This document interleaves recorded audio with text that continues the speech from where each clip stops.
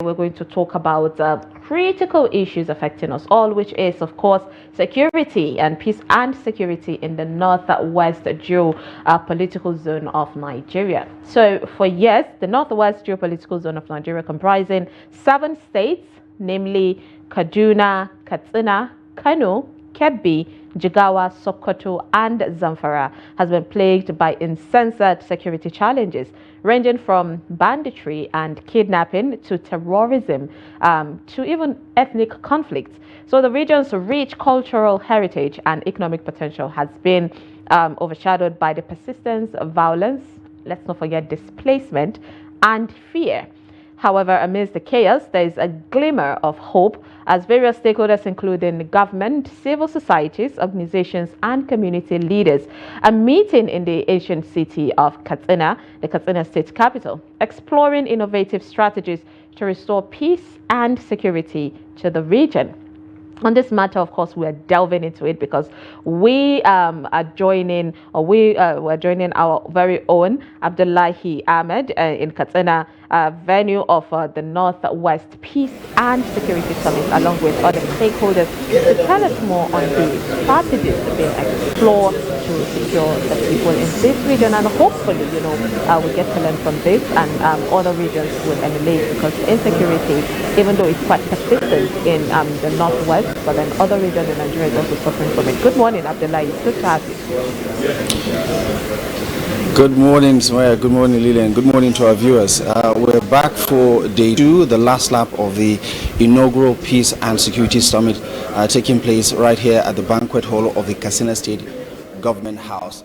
The main focus, of course, is about security across the region, because it has become the epicenter of the banditry that has upended the lives of thousands of people across the various states, especially Katsina and Zamfara state, the two frontline states that are bearing more than 90% of the banditry question in this part of the country. So day 1, we've heard all the speeches, the opening remarks from the various partners that are taking part in this event. Plus, we also heard from some of the governors and their views about what needs to be done to address some of those security gaps that continues to prevail in the polity.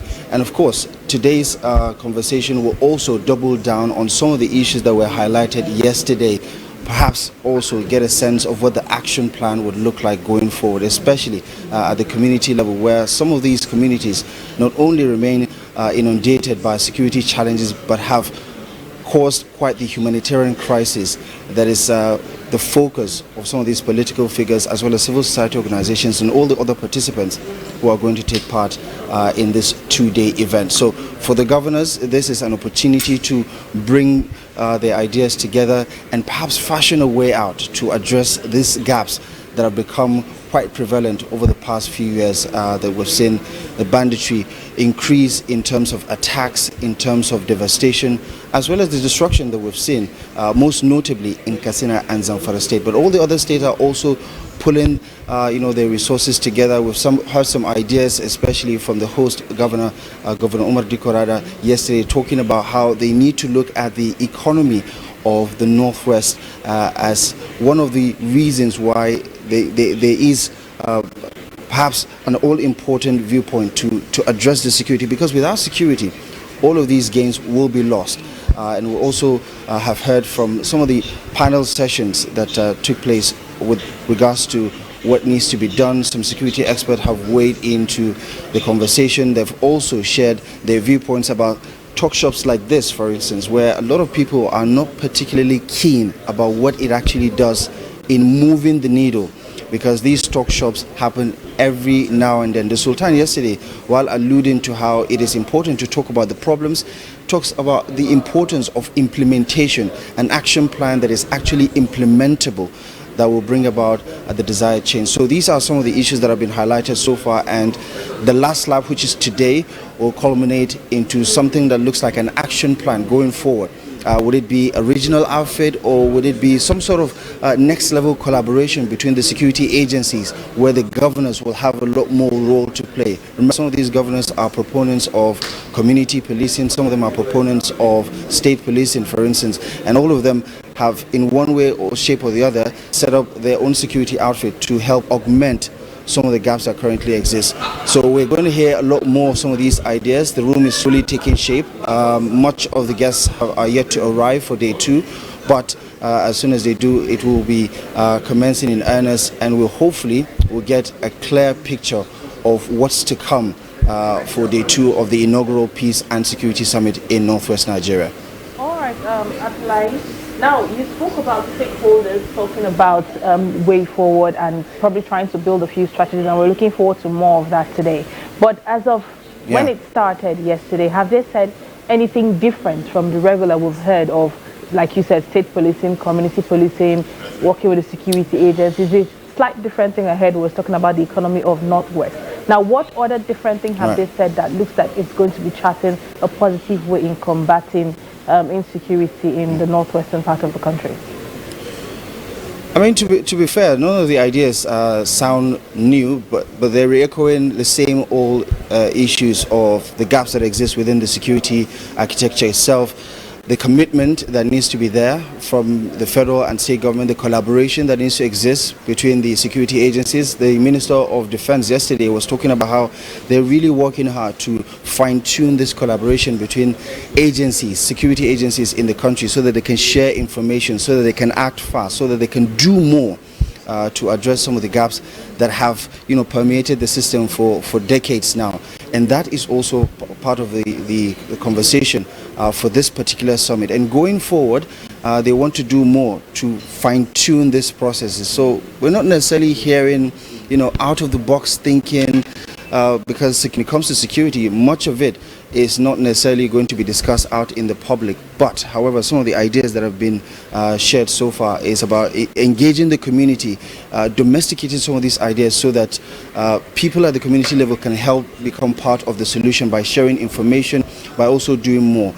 With regards to the architecture and some of the infrastructure that is needed, the governors have promised to do more, fund the police more, perhaps also stimulate a lot of the activities that would help address the gaps around unemployment and poverty, because there is a nexus between all of that and the spike we're seeing in banditry as well as other criminal developments across the region. So if I could just speak to one of the participants here, joining me right now on stage to add value to the conversation is the Commissioner for Internal Security and Home Affairs at Kaduna State, Honorable Samuel Aron is joining us. Good morning. Thank you so much for joining us.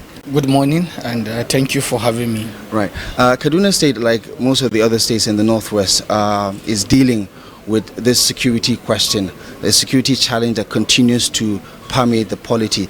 Give me a sense of what this summit means as far as pushing the needle in search of a solution is concerned. Well, this is a very good avenue where we are coming together, where we are doing a lot of review, where we are doing a lot of catch-up, and many other things that we will not be able to talk about them.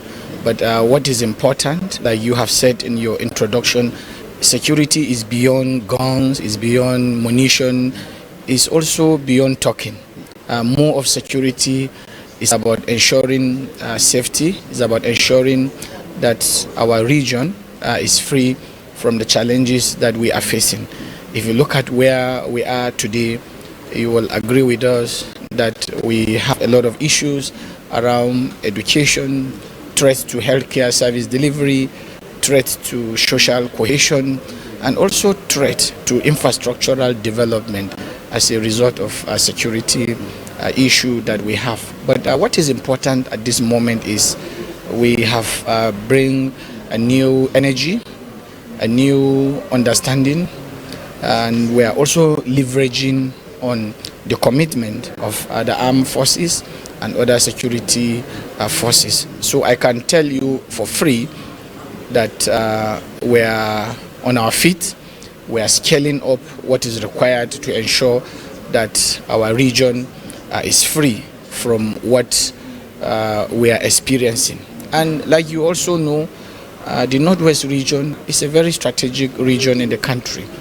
It is almost close to the half landmass of our country. It is the most populous region in the country, and it has a lot of human and natural resources. So whatever that happens here, more or less affect the country. So we are conscious of that, and from what you can see and hear from yesterday to this very moment, you will agree with us that by the special grace of God, there will be a change in the ongoing battle against banditry, terrorism, and other social issues that we are facing in the region. And what can you tell us about how the governors, for instance, are coming together? Because there exists this gap politically to form a united front to battle this common enemy. Is this perhaps going to edge us any closer to whether it's a regional outfit that has been talked about in the past, or what kind of synergy can we expect from these governors who are taking part in this summit? Well, I think you are not being fair if you have been following events in the Northwest within the last 8 years. There has been a lot of cooperation. The only thing that I will agree with you is the fact that we have a situation where politics to some extent was seen as an impediment. And I also agree with you that if you are looking at this from the political side of it, we now have about 3 dominant political parties, so to say. Now you can see here that the government of Kano State is represented here, and Kano State, like you know, is governed by the NNPP.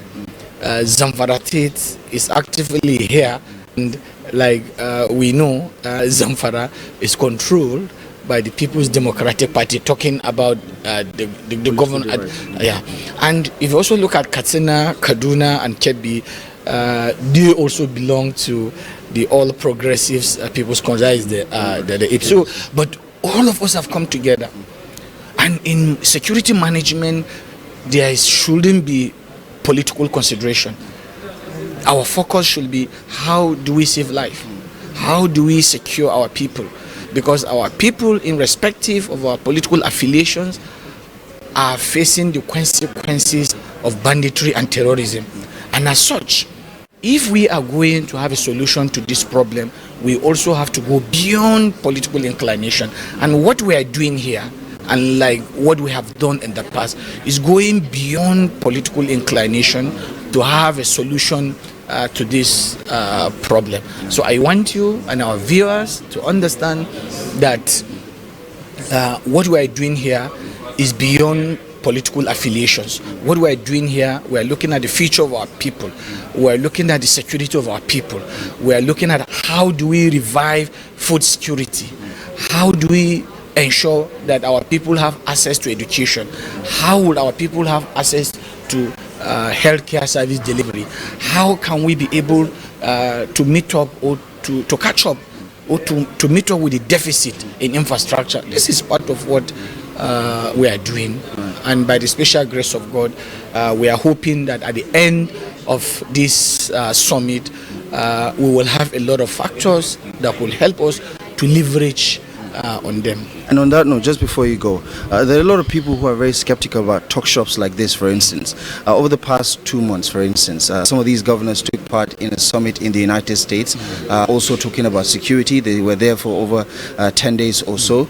In Kaduna, your governor also hosted some northern governors to talk about security, and some of these ideas were also mooted. Now we're here in Katsina.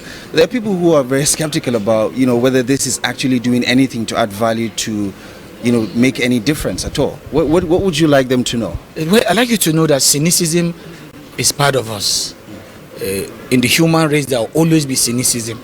And fortunately for me, I was part of commissioners of security that accompanied their excellencies to the United States. What we did or what we had in the US was not a talk show. What we had or what we did in the US was about coming together to brainstorm, trying to figure out what do we do, or what is like taking a stock of what you have done over time. And at the end of the day, we're able to have key understanding of some issues that I will not talk about them here. We are also able to have another roadmap.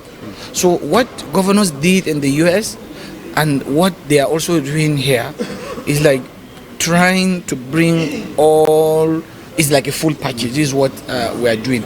And I also wanted to know, when you look at the caliber of people, the caliber of resource persons that are here as we speak, you can't say that what we are doing is a talk show. Yes, like I said, Nigerians have the right to be cynicism by virtue of experience and what have you.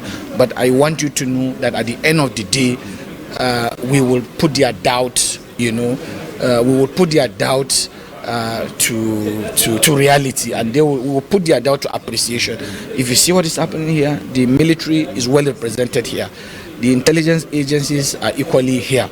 Our retired senior military, police, and other intelligence officers, they are also part of here.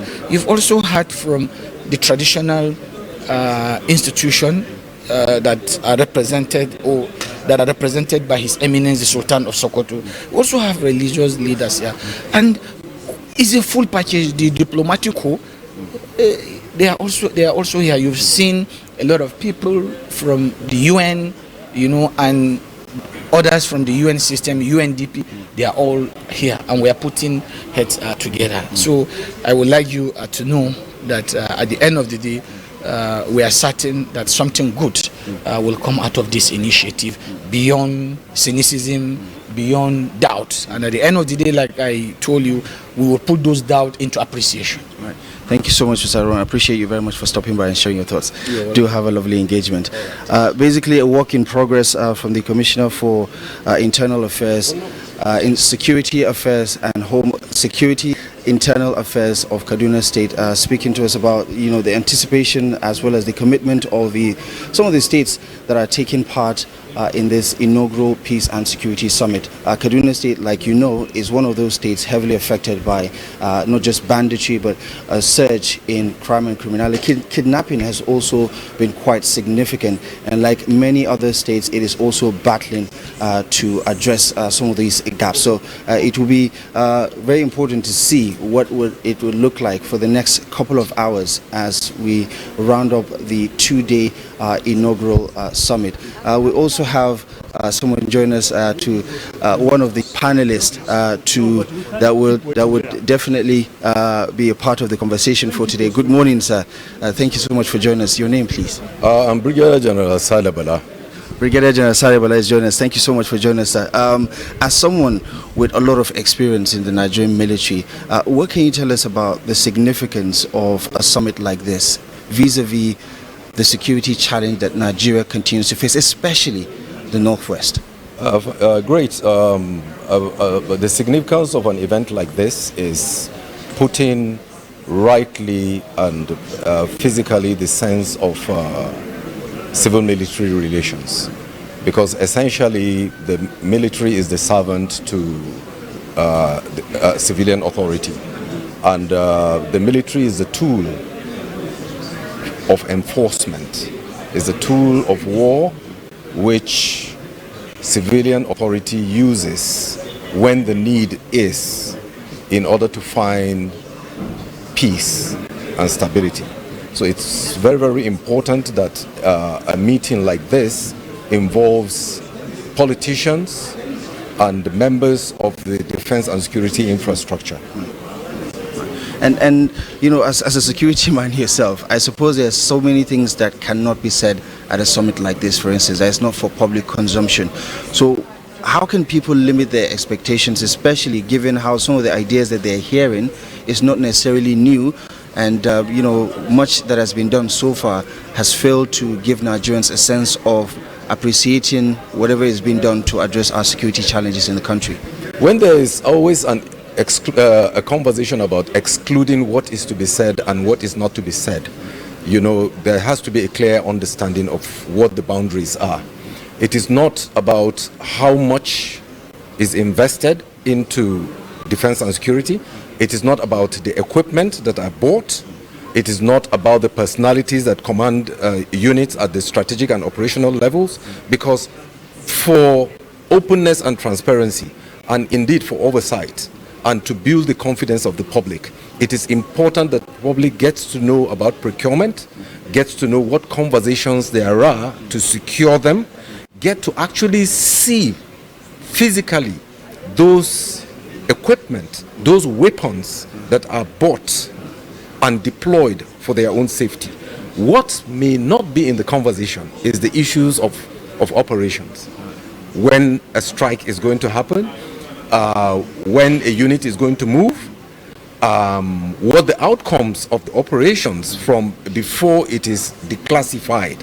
Those are the issues. So whenever there is the argument about there are things that are said in a conference like this that should not be out there in the public, even from a military point of view, I have my doubts about it, because why are we here? Primarily, we are here because of the people. Right. It is essentially because of the people, because power is sourced from the people, and the foremost responsibility of the state is to protect lives and property. So it is very, very important that for the public good and confidence, in first aid, when you come to a patient, the first thing principle is assurance. Right. Is assurance. Even when the patient is bleeding, before you do the ABCs, you assure the patient that you will be well. You will be well. And he needs to see that you are a professional. You are dressed as such, and you have the disposition. So it is in conversations like this. What has been in conversation has been very, very fruitful. There is nothing wrong in repetitions, because I find people are getting apathetic that this is the same thing we talk about. Right. Do you not worry that it's becoming an academic exercise? It is not an academic exercise, because this is a conversation at the strategic level. The strategic spectrum is at 3 levels. You do not expect a governor, you do not expect an emir to go and chase bandits. But that is the core of the strategic direction. So it's important that there are convenings like this, where you have people at the strategic and operational level having meetings to have conversations. And it is important that these kinds of conversations are also made public. That is why it is telecast live. Right. This is why we're having this conversation, so that it goes to the public, and the public is assured that this issue that they have is being conversed about with a positive sense of delivering at the tactical levels, okay, solutions.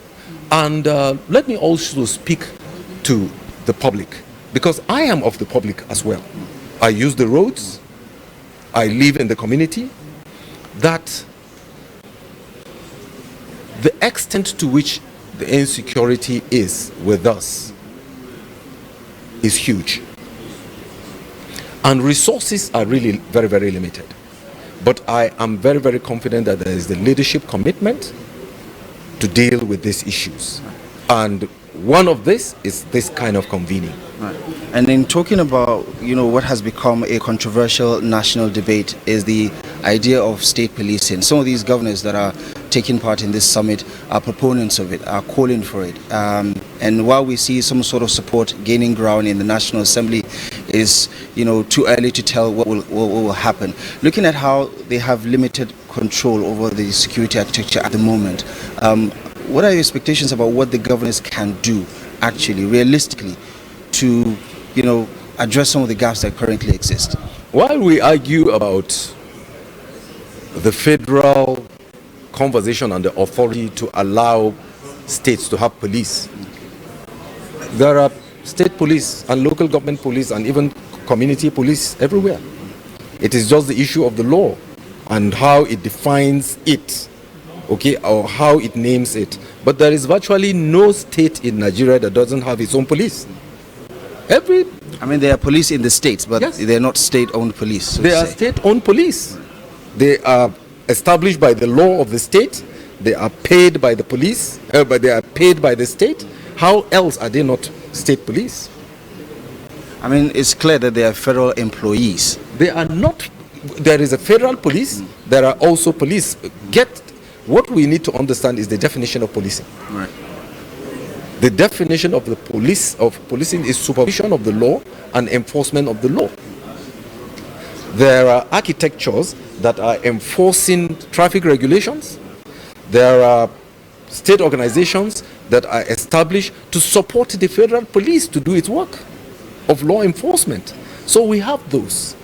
So I know there is a general apathy and there is a reality of the abuse that will visit with the establishment of police. I will attribute. It's to imagine if Kano State has a police, so to speak.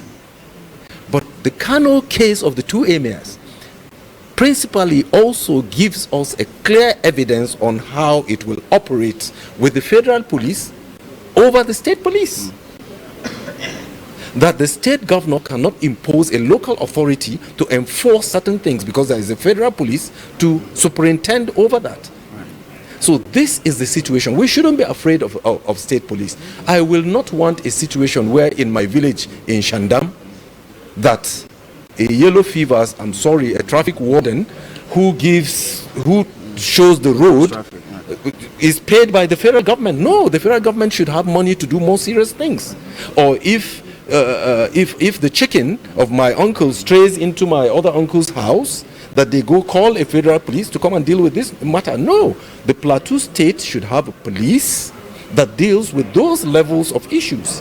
It is a conversation that needs to be done from the federal down to the state levels on what levels of policing the state police needs to deal with. But in recruitment, you can't go and pick a Nigerian innocent citizen from Calabar and bring him to Sokoto and ask him to deal with herders clashes. He is culturally and socially not equipped completely. These are local issues that need for local people to be able to deal with them. Right. Brigadier, thank you so much for joining us on the program. I really appreciate you for taking the time. Thank you. Thank you so much for your time. Thank you very much. All right, these are some of the opinions that you expect to hear as the summit comes to an end today.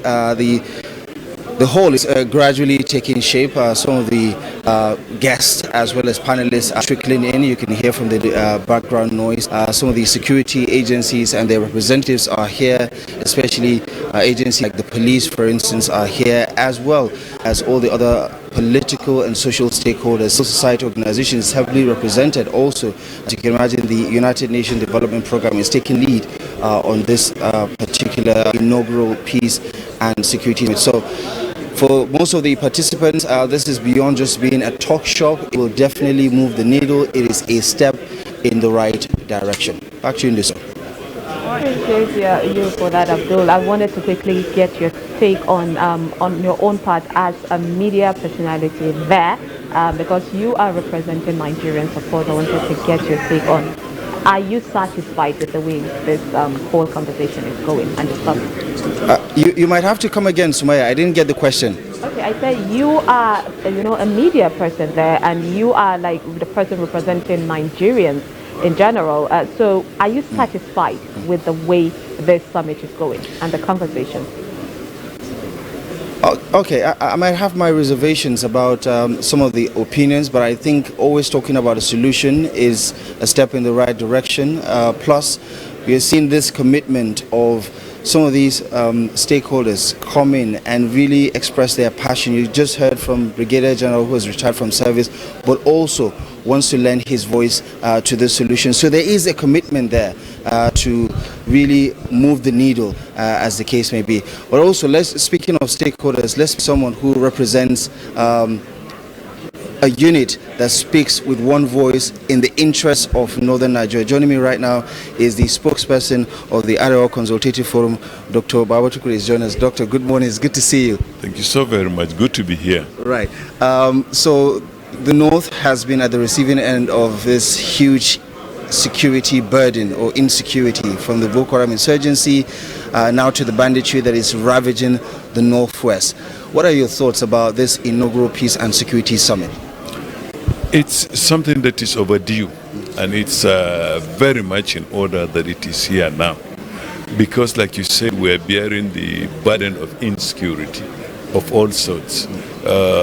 Insurgency and religious extremism in the Northeast, farmer-herder clashes in the Middle Belt or the Central region, And then, of course, the Northwest, which has become the epicenter of banditry, to a large extent terrorism, where the whole social, economic, and political fabric of the region is being threatened.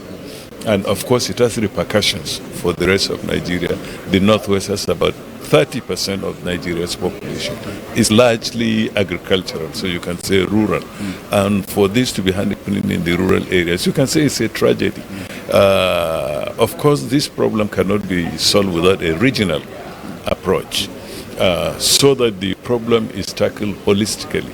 We have other serious problems: education, unemployment, and so on. The least we can do with is insecurity. So what is happening is the region that is lagging behind in all indices of socio-economic development is being pushed further down the abyss by insecurity. I mean, something has to be done, and it's just as well that the governors of the 7 northwestern states are rising up to the occasion, and we're hoping it will catch in all the other regions of the north, northeast, north central. We have to get northern Nigeria back on its feet. Does this summit inspire hope that things might change in due time as a result of this committee? No doubt, no doubt. What we need is to have the buy-in of the leadership, especially the political leadership.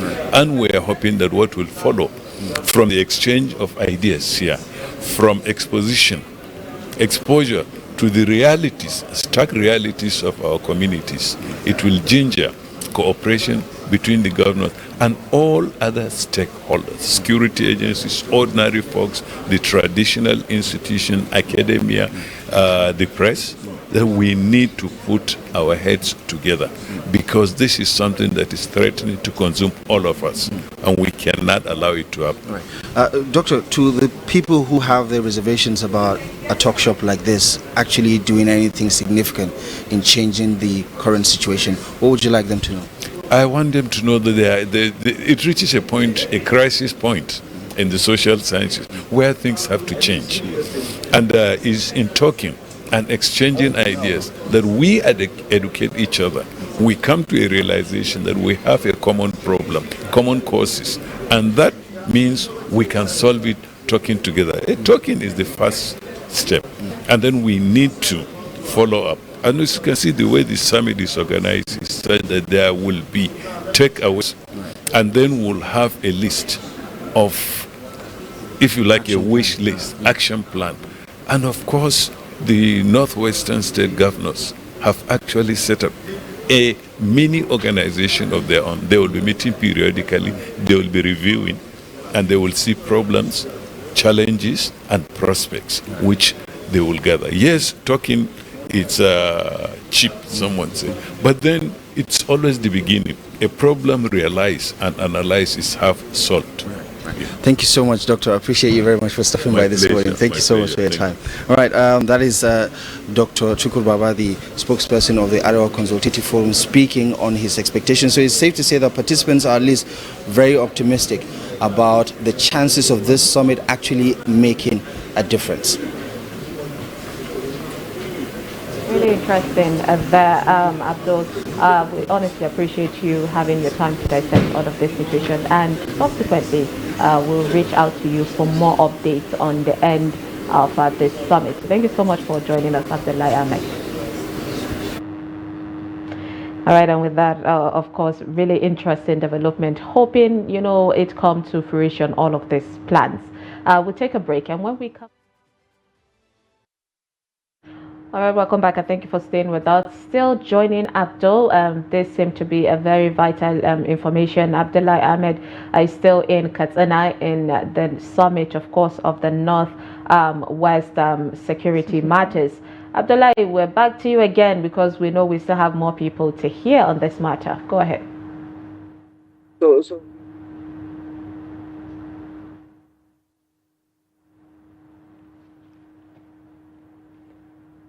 And we hope that in the next 30 minutes or so that the second day event will definitely kick off in a heartbeat. But we have someone who would speak to our viewers as well as the issues from the traditional standpoint, from the traditional institutions and what they think of what is happening. As you can imagine, there are critical stakeholders towards addressing the security gaps, because much of what is happening right now, whether it's banditry or insurgency, is at the community level, and they are the closest to the people. So let's bring in the next official that would speak to us about some of these developments.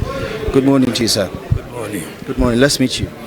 Well, I am Waziri in Katsina, Senator Ibrahim Ida. Senator Ibrahim, thank you so much, Waziri. If you can just take the next step.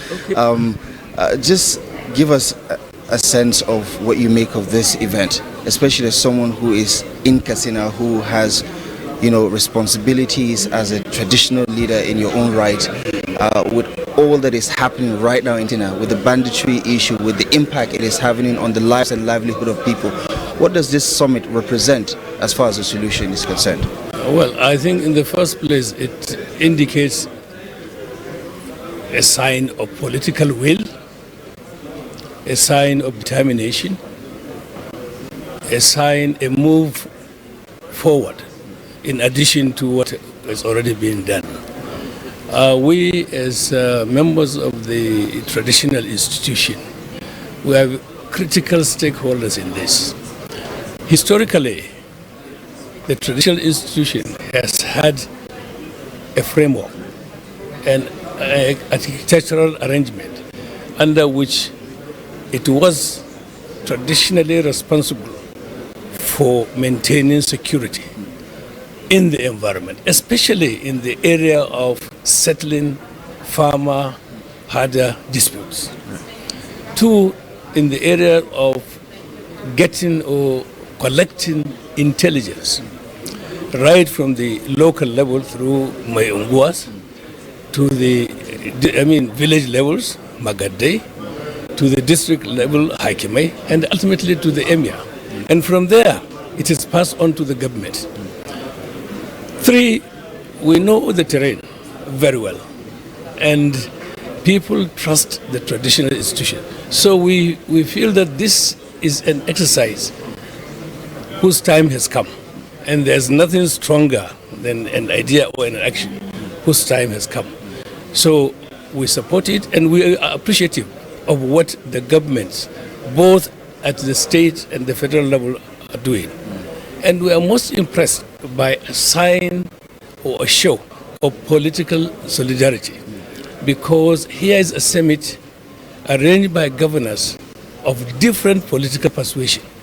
So it shows clearly that there is a determination, a political determination, a social determination, and economic determination, because more than many other places, the Northwest is beset by these problems of kidnapping, banditry, criminality, and we feel that there is need to have a joint action.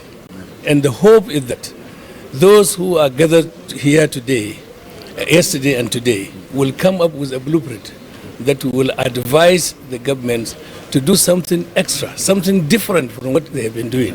We are confident of that, and we are sure that on our own part, we will give our own contribution. And that is why you saw that the emirs were in situ throughout, and they will be here today. Right. And for the most part, Nigerians believe the traditional institution has been either marginalized or sidelined in issues regarding growth and development of our society, especially when it comes to security, for instance. Do you think that there is a paradigm shift in that era where there's a lot of responsibility on the traditional councils to do more, and they're also being recognized for the valuable role that they play in our society today, especially when it comes to issues like security? Yeah, well, you see, what is happening is a natural progression. Historically, the traditional institutions have been the political, both the temporal and spiritual leaders. Now, over time, you will find that obviously things have to change. Now, in terms of their perception, in terms of the confidence that people have on them, that has not changed. But obviously, you cannot have water and oil together. You have to make some form of accommodation, exactly. So really, the politicians, of course, they come up with their mindset, and then the traditional institution. But one thing is clear, the people have confidence, ultimate and absolute confidence in the traditional institution. So while there may not be any constitutional or legal arrangement for the traditional institutions to make an active input, nonetheless, the fact still remains that the institution is the one that the political leaders revert to whenever they need to access or inform or seek information about the environment. So I think, it's a good thing. Yeah. Yesterday, the Sultan was talking about implementation, that some of these ideas have been mooted for quite some time. Yes. It's time to see action. It's time for implementation and execution. Yeah. What are your thoughts about that? And what can the government do, especially with some of its available resources, one of them being the traditional institution? You see, what the Sultan has said, he gave a summary of what has happened over time. Now, the traditional institutions, especially in the north, have been meeting and generating ideas. And these ideas are being communicated to the governors. And what he was calling, that a lot of what is being discussed here is not new to them. They have already discussed it and have provided some suggestions. What he's saying is that those records should be looked at.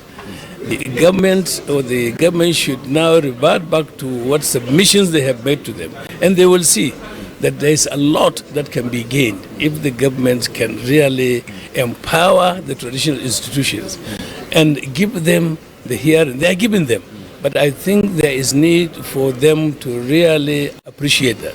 These are partners in progress. The objective is the same. Obviously, the dramatis personae may be different, Right. but they are ready. And the Sultan, what he said, he is just talking on behalf of his colleagues, the traditional institutions of not only the zone, but of the north and of Nigeria as a whole. Right. Wazir Kasina, thank you so much, sir, for joining us on the program. Really appreciate you for taking the time. I wish you a fruitful engagement. Okay, some of the perspectives there, as you can imagine, the traditional institution is playing a significant role because they're heavily represented. The Sultan was here, a variety of other emirs were also here taking part in this inaugural summit. They're going to play a significant role, as you've heard from the Wazir Kasina, and of course, that is what they expect that will be a part of the solution going forward. Back to you in the studio. All right. Thank you very much, Abdullahi.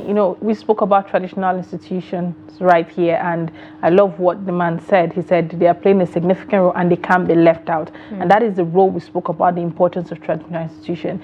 Now, 3 points that I made out from what each of the speaker prior to break and now, Samuel Arwan, Commissioner for Security, he said this is not just a talk shop. He said at this point in time, they are here to discuss about it. It's insecurity and it's affecting everybody. So it's about time it goes beyond a talk shop, whether it's in Nigeria or it's outside the country. And then when you asked Abdullahi if he's seen any progress as well, if there's any, he said yes, maybe most likely something would come out of it. So, well, let's see where it's leading to, and let's hope something positive would come out of it at the end of the day. Indeed. I mean, even though he mentioned he's a bit skeptical, yes, because some things he said he's been hearing again and again. And when you are in the media, we've interacted with different security agents, we've interacted with these governors, these political elites, and even leaders in communities, and we keep hearing the same thing. But on the positive side, it's one thing, this has not been done in the longest time. Particularly a region that has been disturbed with insecurity, to say, okay, we need to come together and put all hands on deck. It's been a while. Not only the governors, because we've seen the governors, back and forth coming together about other situations, but then bring in, from the grassroots, traditional leaders, bring in the security agents. In Kaduna particularly, we've seen how Samuel Arwan has been and his troops have been back to back, with what happened in Tudunbiri and all of that. So these people are people that have experienced it firsthand. These people have been the people in the midst of all of this. So it's good. that at least we're coming together, because they say united we stand, divided we fall. So coming together definitely is, for me, that is just the bright side. We are here, we know our problems, so what is the way forward?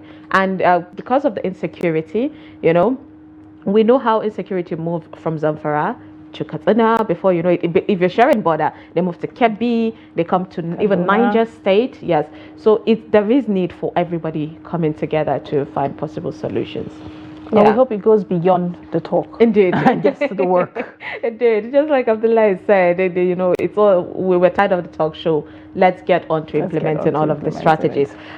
Viewers, of course, with that, we have to wrap up the show at this time. Thank you so much for staying with us and, of course, seeing the progress of everything that affects you as a Nigerian. We hope we see the positive side of everything. Nigeria should be great, as we all want it to be.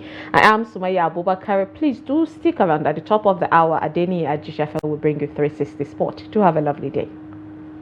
And I am Lilian Ogazi. Do also stick around for our news updates and more updates if you're interested in the Security Summit. More updates to come up in the course of the show. My name is Lilian Ogazi. Do have a great day ahead.